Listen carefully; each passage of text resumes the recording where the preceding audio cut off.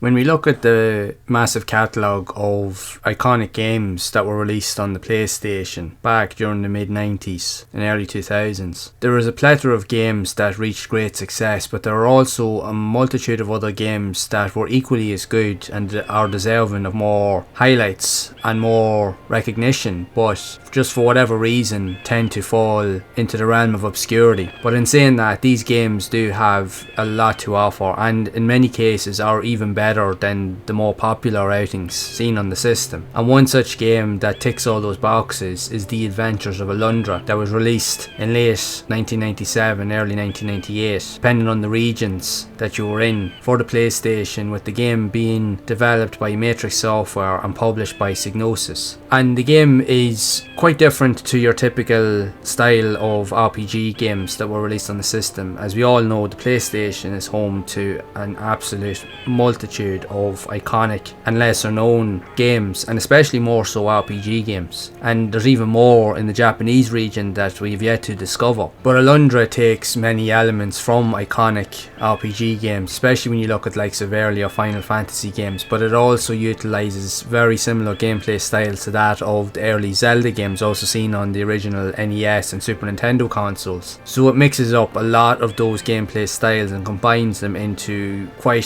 simply and what is considered to be among some of the best games ever seen on the PlayStation. Although in saying that, while the game is really good, it doesn't get the recognition that it solely deserves, because again, it was competing with a lot of other mainstream and higher tier games of the time. But Alundra in its own right still goes down as quite possibly one of the best games ever to grace the PlayStation, in all honesty. So you play as a young protagonist by the name of Alundra, and while he travels on a ship to the village of Ainoa, the ship is caught in a massive storm and eventually becomes involved in a shipwreck that causes the deaths of many inhabitants of the ship. But Alundra is one of the few people that actually survive the ordeal. But Alundra has a very unique ability where he is known as a dream walker. He has the ability to be able to dive into people's dreams and nightmares to help them overcome any fears or hurdles that they may have to deal with, so that they can get back to living a normal life. And this is where the game primarily takes place, where it goes into those elements. So the game itself transitions between the real world and the dream world at different variations depending on how you progress through the story. And the game plays very much from an open world kind of style perspective, that when you're out in the real world you have the ability to pretty much go wherever you like within reason, but in order to gain access to hidden secret areas and other areas that you can't possibly get to yet, you further have to upgrade your abilities, weapons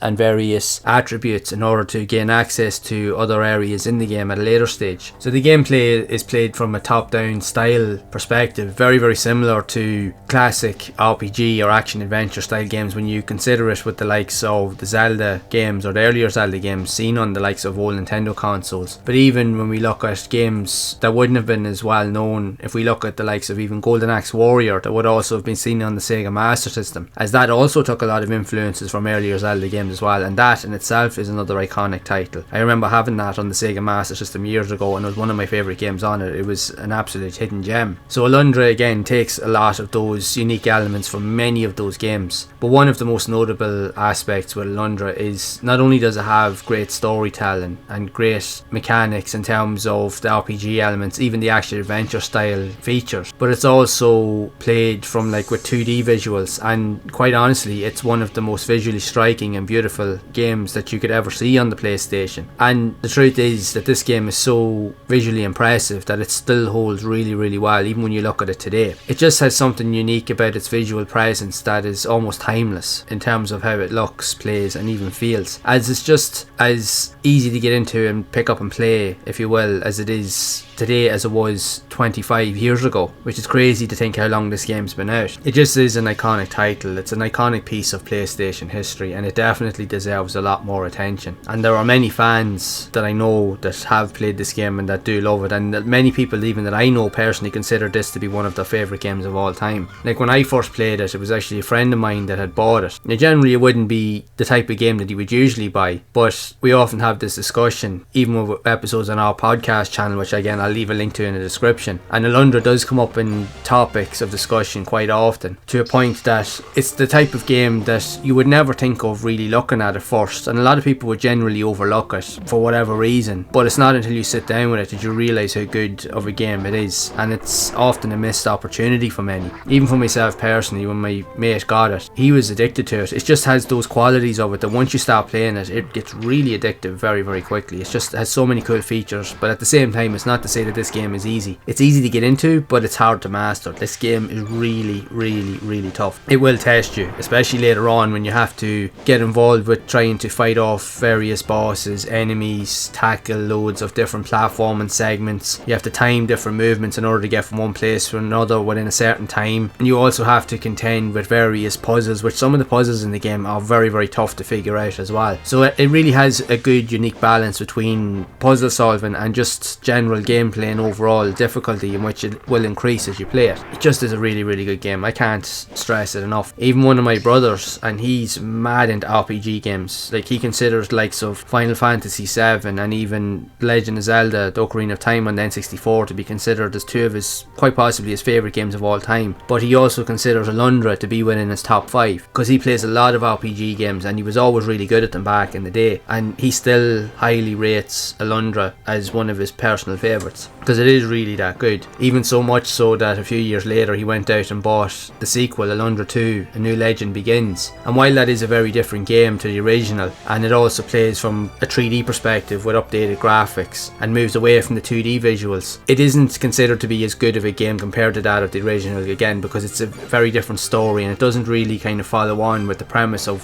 what was seen in the original, but it's still a worthwhile gem in its own right. But if you compare the two, the first game in the series is the better game, hands down. And even for myself personally, even going back to playing the game with recording this video, I find myself getting addicted to it again. I was only intended to play it maybe for 20 minutes or half an hour to literally just record a bit of footage to play to record this video. I ended up spending nearly 3 hours playing it. It's so addictive. When you get into it and you start to get further into it, you want to keep playing and you want to keep progressing to see what you can gain access to, what weapons you can unlock, what areas can you explore, and to see how far you can generally get. And especially if you love exploration, which I do love in games, this game has it in abundance. This is one of the PlayStation's finest moments for me personally. It really is. It's just such a good game. It's definitely up there with the best that the PlayStation has to offer. There's just so many cool features, there's so many hidden elements and so many just great gameplay mechanics and puzzles that it just is a very, very good experience that will have you coming back time and again. And it's even very reflective in its overall reviews over the years in magazines. The game was highly praised for its unique mix of gameplay styles, visuals. It really had everything in abundance. And even though, like, when you look at it compared to other types of more mainstream RPG games, it does move away from the likes of the turn-based style gameplay that focuses more on action, where you can get more involved with it. But it's still a fantastic game. Definitely one of the best games overall, I think, on the PlayStation,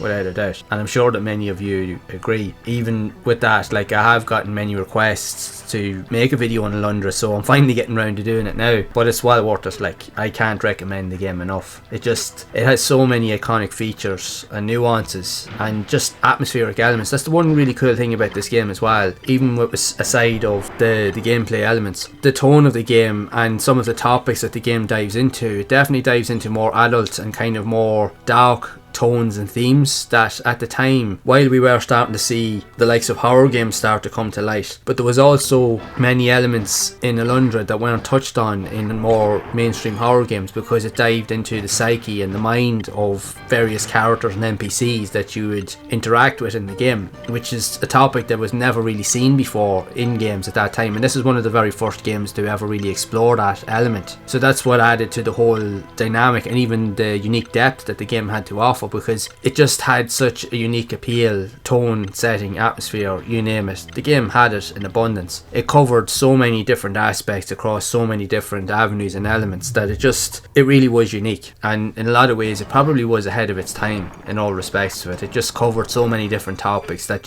it would appeal to a variety of different gameplay styles and even just players in general. It just is such a good game, and it's crazy to see that the game was often overlooked by many over the years. But in saying that, that for those that did play it back in the day, it was one of those games, like I mentioned, is easy to get into, but at the same time it's hard to kind of understand at first, especially if you're not used to playing these type of games. It definitely would have taken a while back then to get a feel for the game, but I can guarantee you that once you got into this game, oh my god, it just really was so addictive. You just have an absolute blast. It's just, there's so much on offer, and you will be addicted to playing it. You'll want to see it through, and let's just put it this way, this game is long, so you will put a lot of time into this for sure. So I can't recommend it enough. There's not really much else I can say about it other than to say is just play it. If you have played it yourself, go and revisit it. If you're still on the fence about playing Alundra, don't wait around any longer, and you want a unique RPG game to play that will leave you with a lot of lasting memories, you definitely have to play this game. It's definitely one of the best, in my opinion, that the PlayStation has to offer. You won't regret it. And I would love to know your thoughts of this iconic game, Alundra, for the PlayStation, and what did you think of it back in the day, or have you yet to still play the game itself? I would love to hear whatever thoughts or ideas you have of this game, so be sure to share it down in the comments below. And if you would like to see more content around other types of RPG or even action focused games that are similar to Alundra that were also released on the PS1, then you can leave a like on the video, subscribe to the channel and hit that bell to be updated of future videos. And if you would like to see more similar videos that I have already covered on the channel, you can check out the playlist on screen to see more of those games in action. And as always, keep those gaming memories alive.